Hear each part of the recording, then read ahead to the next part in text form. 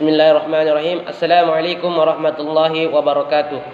Perkenalkan, nama saya Muhammad Fahri dari Program Studi Pendidikan Agama Islam Semester 3 Institut Para Hikmah Indonesia. Baik, pada kesempatan ini saya akan mempresentasikan tentang Perang Salib, di mana untuk memenuhi tugas dari mata kuliah Sejarah dan Peradaban Islam. Baik, pada kesempatan ini saya akan membahas beberapa pembahasan, yang dimana pertama apa itu Perang Salib, yang kedua sebab-sebab terjadinya Perang Salib, yang ketiga kejadian-kejadian di periode Perang Salib, dan yang keempat akibat Perang Salib. Baik, yang pertama Perang Salib. Perang Salib terjadi pada tahun 1095 sampai 1292 Masehi. Perang Salib adalah gerakan umat Kristen di Eropa yang memerangi umat Muslim secara berulang-ulang, mulai abad ke-11 sampai abad ke-13, dengan tujuan untuk merebut tanah suci dan kekuasaan kaum muslimin dan mendirikan gereja, juga mendirikan kerajaan Latin di timur. Di mana juga Perang Salib atau disebut perebutan kekuasaan. Adapun pembahasan yang kedua yaitu sebab-sebab terjadinya Perang Salib. Yang pertama, sebab internal, yaitu berasal dari umat Islam sendiri, karena kondisi kekuasaan Islam atau dinasti Saljuk di Asia Kecil pada waktu itu sedang melemah karena mengalami perpecahan dan berusaha melepaskan diri dari pusat. Konflik dan peperangan di antara keluarga melemahkan mereka sendiri. Di samping itu, dinasti Fatimiyah di Mesir juga dalam keadaan lumpuh, sementara kekuasaan Islam di Spanyol semakin goyah. Situasi semakin bertambah parah karena adanya pertentangan segitiga antara Khalifah Fatimiyah di Mesir, Khalifah Abbasiyah di Baghdad, dan Amir Umayyah di Cordoba. Adapun sebab yang kedua itu eksternal. Yang pertama tentang faktor agama. Sejak dinasti Saljuk merebut Baitul Maqdis di tangan dinasti Fatimiyah pada tahun 1070 Masehi, pihak Kristen merasa tidak bebas lagi menunaikan ibadah, karena penguasaan Saljuk menetapkan sejumlah peraturan yang dianggap mempersulit mereka yang hendak melaksanakan ibadah ke Baitul Maqdis. Adapun faktor kedua atau faktor eksternal yang kedua yaitu faktor politik. Kekalahan Bizantium sejak 330 Hijriah disebut Konstantinopel, Istanbul di Munzikar, wilayah Amerika pada 1071 Masehi, dan jatuhnya Asia Kecil di bawah kekuasaan Saljuk. Adapun faktor ketiga yaitu faktor sosial ekonomi. Para pedagang besar yang berada di pantai timur Laut Tengah, terutama yang berada di kota Venesia, Genoa, dan Pisa, berambisi untuk menguasai sejumlah kota dagang di sepanjang pantai timur dan selatan Laut Tengah untuk memperluas jaringan dagang mereka.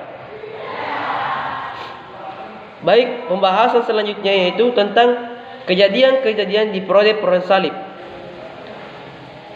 yang dimana kejadian periode Perang Salib di sini yaitu berulang sampai 8 kali. Yang dimana periode pertama yaitu pada tahun 1096 sampai 1099 Masehi. Seperti telah banyak diceritakan bahwa Imperium Bizantium mengalami kekalahan yang telak dari orang Turki Saljuk di Manzikar pada tahun 1071 Masehi. Dalam Perang Salib pertama ini ada yang disebut gerakan Rahib Peter, di mana perang suci itu makin berkobar-kobar yang disebabkan oleh khutbah-khutbah dari seorang rahib yang bernama Peter the Hermit, yakni Peter si petapa. Adapun periode kedua yaitu pada tahun 1147 sampai 1149 Masehi. Angkatan salib kedua cuma berlangsung 2 tahun saja di tengah-tengah kemunduran umat Islam dan kemenangan pasukan salib. Itu lahirnya seorang pemimpin Islam yang bekerja keras dalam melawan pasukan salib, yaitu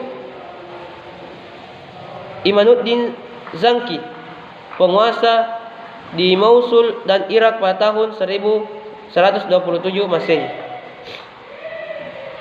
Angkatan perang salib kedua dipimpin oleh Raja Leos VII pada tahun 1137 sampai 1180 Masehi dari Perancis dan Raja Konrad III dari Jerman.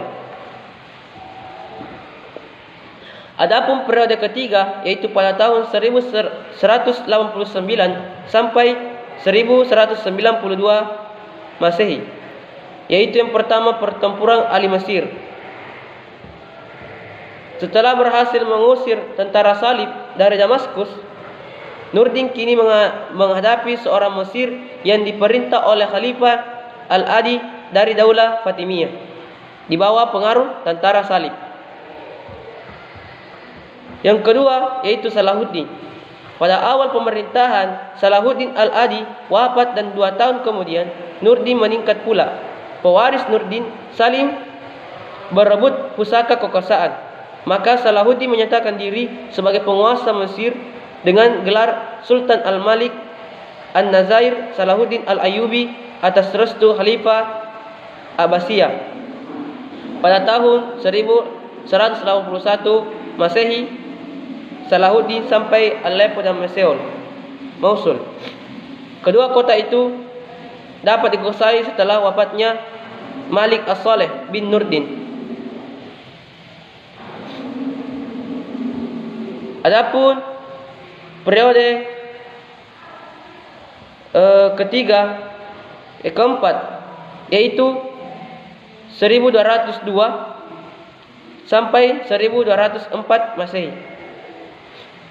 Setelah kegagalan perang salib ketiga pada tahun 1189 sampai 1192 Masehi, Yerusalem kini dikendalikan oleh dinasti Ayyubiyah yang memerintah seluruh Syria dan Mesir, kecuali untuk beberapa kota di sepanjang pantai masih dikuasai oleh tentara salib.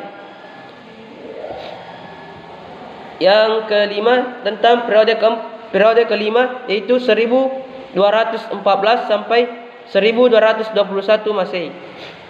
Setelah Salahuddin wafat, di wilayah kerajaannya terbagi atas 3 wilayah dan Mesir sebagai pusat pemerintahannya. Tentara salib memiliki beberapa hasrat untuk menyerang Mesir dengan alasan yang pertama, Mesir lebih strategis secara politis daripada Baitul Maqdis. Yang kedua, kerajaan Bani Ayyub setelah wafatnya Salahuddin menjadi lemah dan berpecah belah. Periode ke-6 yaitu pada tahun 1228 sampai 1229 Masehi. Frederick II sebagai Raja Jerman dan Raja Italia lama berjanji kepada Paus Innocent III untuk melakukan perang salib, namun tidak direstui oleh Paus.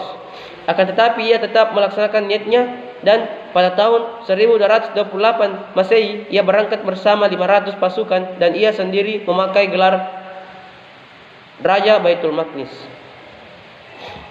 Adapun periode ketujuh yaitu pada tahun 1248 sampai 1259 Masehi. Louis IX, seorang raja terkenal taat beragama, setelah mendengar Baitul Maqdis jatuh kembali ke tangan umat Islam, Louis menggerakkan orang-orang Perancis untuk membebaskan kembali Baitul Maqdis dari umat Islam. Di bawah pimpinan Tauran Shah, pertahanan pasukan Islam diperkuat sehingga dapat mendesak tentara salib. dan periode ke-8 1270 sampai 1291 Masehi.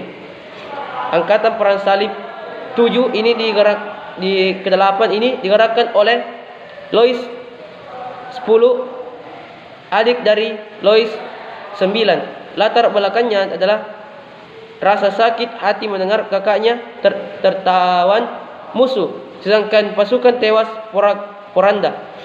Louis 10 berangkat ke Mesir melalui Tunisia.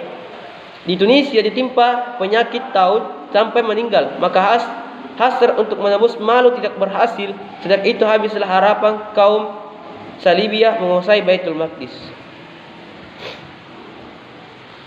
Adapun selanjutnya itu akibat perang salib, yang dimana pertama terhadap dunia Kristen.